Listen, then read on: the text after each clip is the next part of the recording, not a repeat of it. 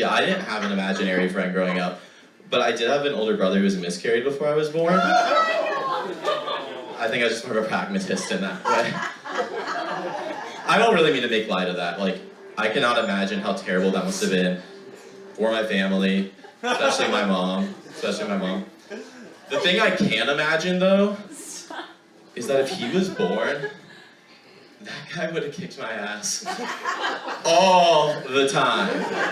I just know he would have been a total alpha, just like everything I'm not, like social liberal, fiscal conservative, trickle down economics, he loves them, and he hates movies. Because he would be like, what's the point? Those are make-believe. Which would contrast with me, because I love movies and I even studied them in college.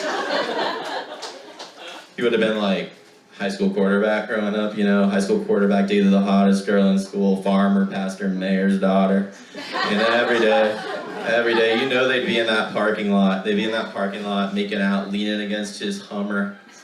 So fuel inefficient. And then little old me, middle school me, I'd come rolling along, rolling backpack. I got the initials, monogram, lights on the wheels. I just added that part for detail. I come rolling along and I say, hey, you two. Stop sucking face. And he would turn around and say, get lost, punk. And then I would respond something along the lines of, and then he'd say, sorry about that, that's just my kid brother. And then she would say, it's actually no problem, I'm like really good with kids. Then you say, that's so cool, girl. I'm gonna take your virginity to the whole school and probably never talk to you again. And every day, you know, the two of us, we'd be in the bedroom, we share, bunk beds, more room for activities. Thank you, I wrote that. We'd be in the room, we'd share. I'd be, you know, kind of a diligent little study man, doing my homework, eating my fruit leather. And he would come over, I'm gonna put this down. And he would say, you want to fight?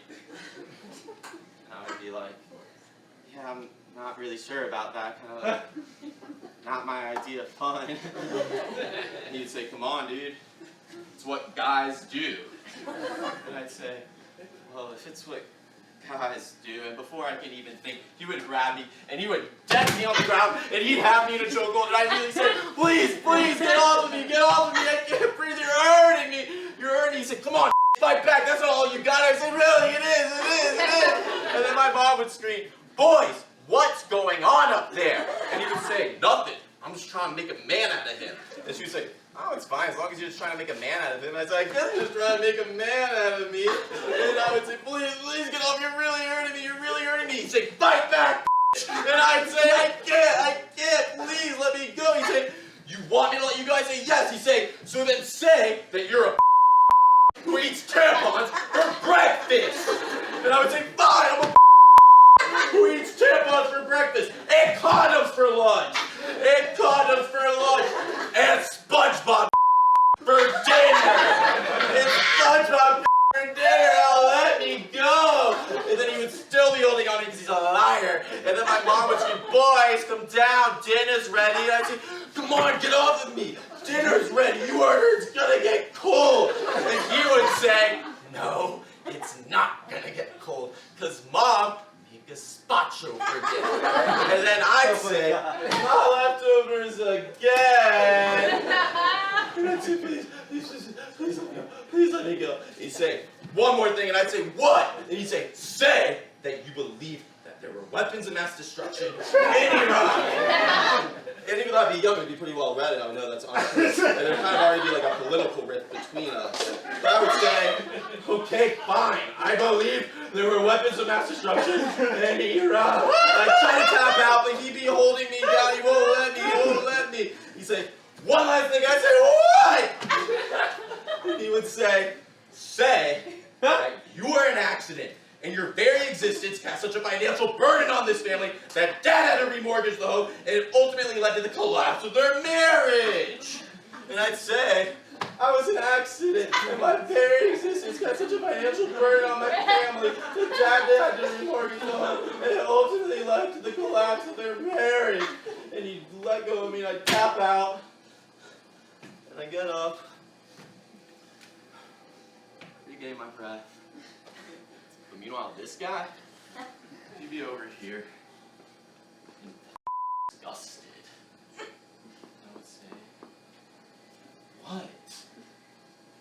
He would say, dude, why the f are you hard right now? Put my boner in my waistband and say, I'm not. And he would say, yeah, dude, you are. You're freaking gay. You're freaking gay for your own brother. And I'd say, oh yeah? You were never even born.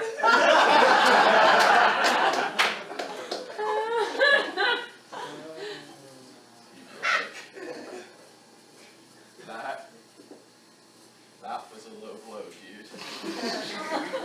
That was a low blow. I started to break down. I'd be like, oh my god, dude, I don't know what got into me. I love you, man. You're my older brother. I look up to you. And he'd say, dude, whatever, just stop crying. And I'd say, yeah, I'm not. I'm just being an idiot. And he'd go downstairs, and I'd follow him, and we'd start eating our dinner. Tears streaming down into my gazpacho. And it's sad, you know, because, like, every time I eat gazpacho now, I think about how upsetting it is that he was never born to learn that he could have been a verbal dominant top. The fetish for simply being alive. Every now and then, though, I'm getting out of the shower, I can feel a little rat tail on my head. Walking down the street, I feel a little double titty twister.